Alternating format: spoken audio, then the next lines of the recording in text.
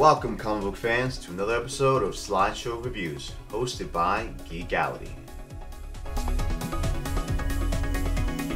It's November 2013, and this is Episode 4. My apologies to the Slideshow fans, as this episode and Episode 5 will be coming in late, as I've been sick lately. But enough of that. On to great comics. We have a jam-packed episode this week, as I was given a lot of great comic books to read. So let's start things off with something funny and upbeat. The Mocking Dead, Issue 3. Man, this was weird. An action satire of the zombie subgenre of horror. The Mocking Dead is funny and every bit as bloody as you would expect a zombie comic book to be.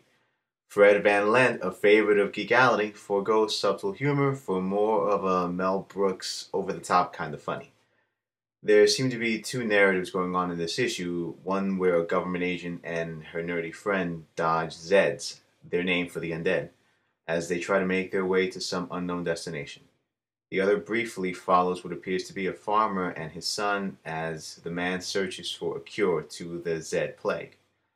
The Mocking Dead, Issue 3, is funny with some political humor that will make Democrats smile and Republicans cringe.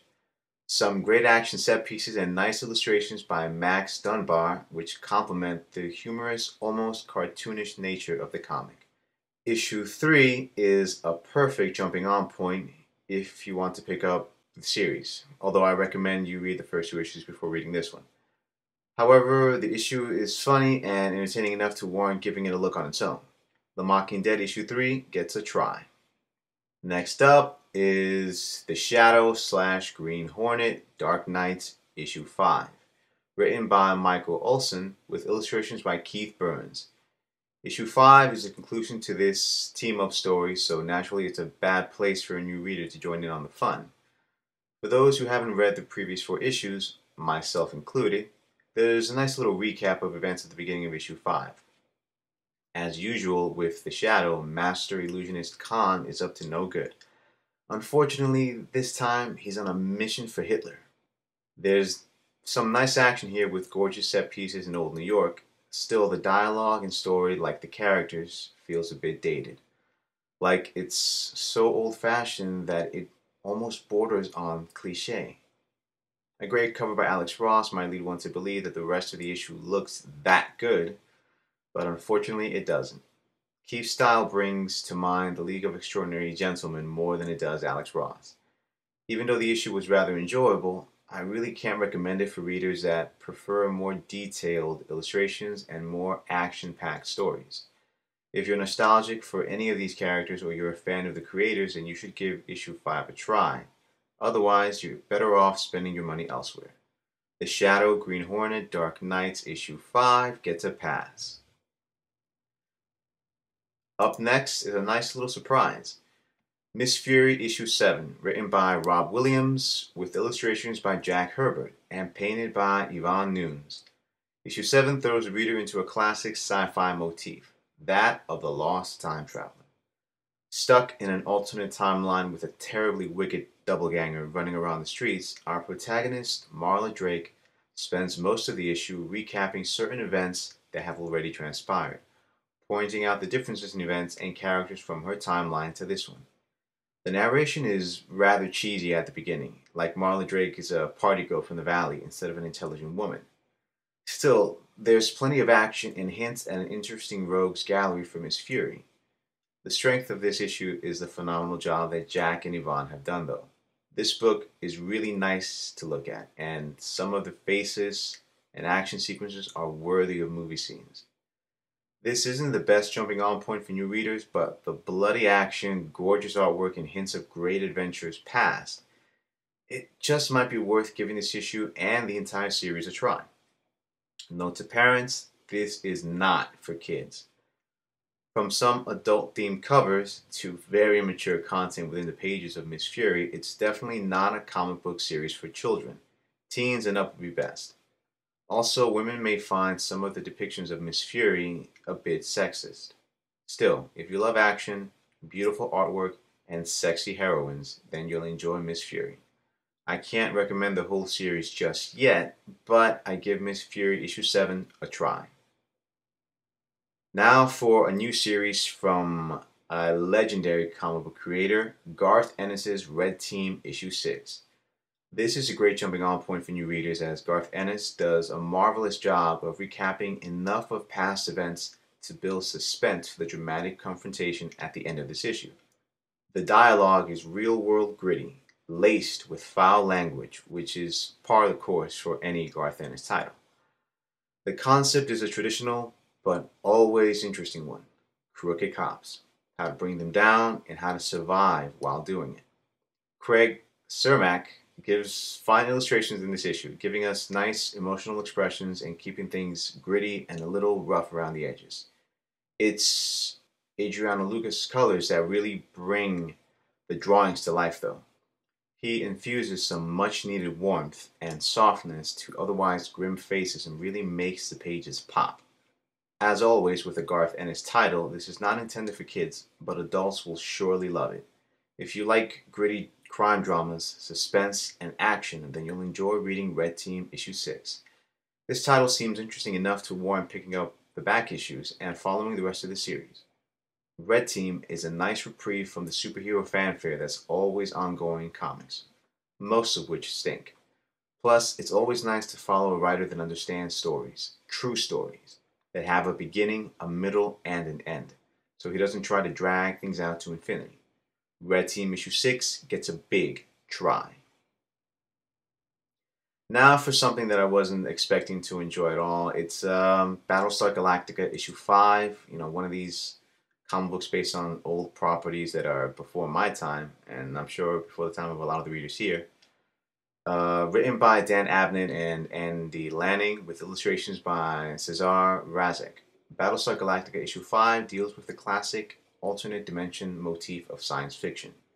However bad things are in your reality, they're 10 times worse in an alternate reality. The story is pretty straightforward, with lots of action and a nice, though cheesy, conclusion to this month's adventure. Still, I've never been a fan of Battlestar Galactica, and I have no interest in reading this series. Cesar does a good job of drawing this issue and helping to keep things interesting enough, though I fear the colors seem a bit bland. All in all, I can't recommend picking up this issue or following the series unless you're a fan of the brand. Battlestar Galactica issue 5 gets a pass. Up next is Pathfinder issue 11.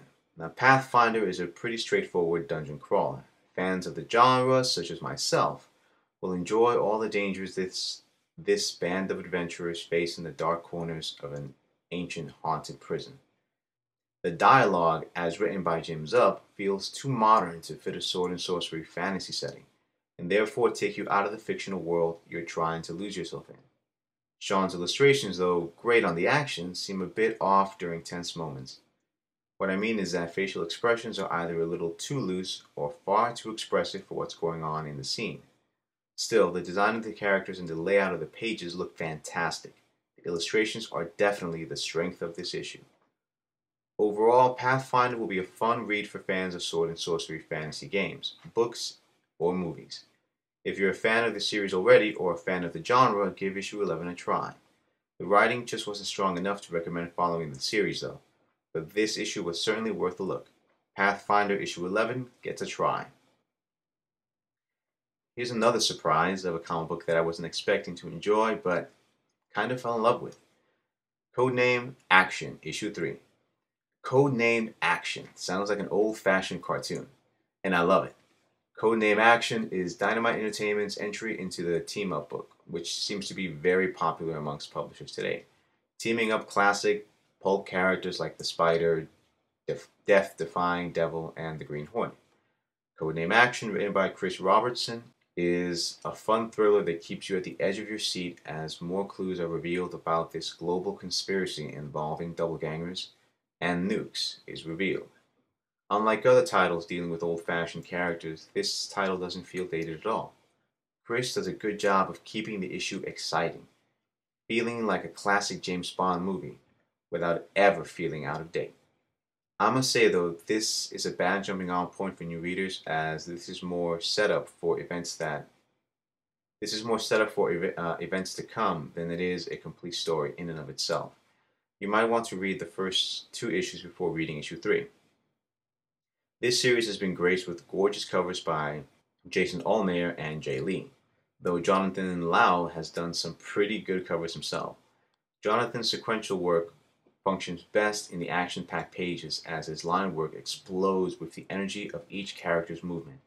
Yvonne Noon's vibrant colors really help bring Jonathan's illustrations to life. You may find yourself disappointed that Jay Lee isn't drawing this series after looking at his wonderful covers. The pair of Jonathan and Yvonne are no slouches. Overall, this was a nice surprise, and I recommend this fun superhero pulpy thriller to everyone, both the issue and this series. Codename Action Issue 3 gets a try. Now, for all you Valiant fanatics, here's Unity Issue 1. Every Valiant title comes with a great recap, using broad strokes to give new readers a nice primer. This issue was a flat-out thrill ride, full of adrenaline-pumping action and edge-of-your-seat artwork. Being a big Valiant fan myself, I loved seeing all those familiar faces in this brand spanking new story where the stakes are as high as they can be without putting the space-time continuum in jeopardy. Writer Matt Kind does a wonderful job crafting a story that feels more like a summer blockbuster than the first issue of a new comic book series. Illustrator Doug Braithwaite really captured the grittiness of the action scenes and just left me wanting to linger on some of the panels. If you're new to Valiant, this might be pushing your ability to understand the dynamics involved with all the characters present, but Unity Issue 1 is just so much fun. It should be motivation for any new reader to give Valiant books a try. At the end of the issue, there's even some words of encouragement from Valiant, going over some of the new content heading fans' way. The backup story by Robert Venditti and Carrie Nord was interesting, adding a little more depth to all the fast-paced action. As much as I loved Dow's work on this issue, I went nuts over Corey's messy line work and fluid colors. All I can say about Unity is that I want more, lots more. I give Unity Issue 1 a try. Harbinger Issue 18. Not previously acquainted with the series, Harbinger Issue 18 was a little hard to get into. It's easy to understand the situation in 18, but getting emotionally invested was tough. I just wasn't interested in the characters, and the cliché dreamscape storyline just didn't pull me in. I found myself more interested in the subplot involving Harada than I was in the fate befalling the Harbinger team.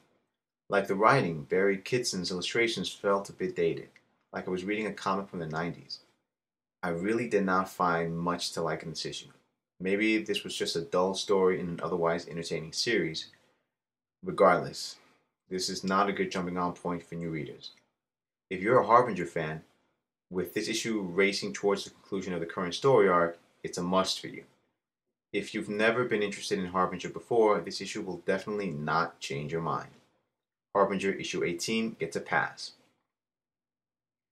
Up next, Geekality shows more love for fan favorite Fred Van Lente with Archer and Armstrong Issue 15. Another nice recap fills us in on Archer and Armstrong's friendship woes. As usual with male friendships, a woman has thrown a wrench in the works, causing Armstrong to go on a bender through space and time. Want a group of moronic Egyptian assassins? Check. Do you like your hero to almost drown in a wave of beer? Check. Great writing, snappy dialogue? Check. Great illustrations and colors? Check, check, check. This imaginative series is just a really fun comic book read. Fred Van Lente must be having a blast writing this series. And according to our previous interview together, he is. Because this is like delving into a comic book fanboy's mind while he's having a crazy dream. Archer and Armstrong is weird and crazy fun. Everything the Doctor ordered after all the crossovers and boring books those other publishers produce. Complementing the wacky stories is Kari Evans with his absolutely stellar illustrations. The facial expressions are vibrant, and every scene will remind you of our childhood favorite Saturday morning cartoon. Adding a nice touch to all the pretty lines is David and Alan with some sweet, sweet colors that'll leave you thinking you just took a shot of Red Bull. Archer and Armstrong is truly one of the funnier and more entertaining books on stands today. I not only recommend this issue, but the entire series to date.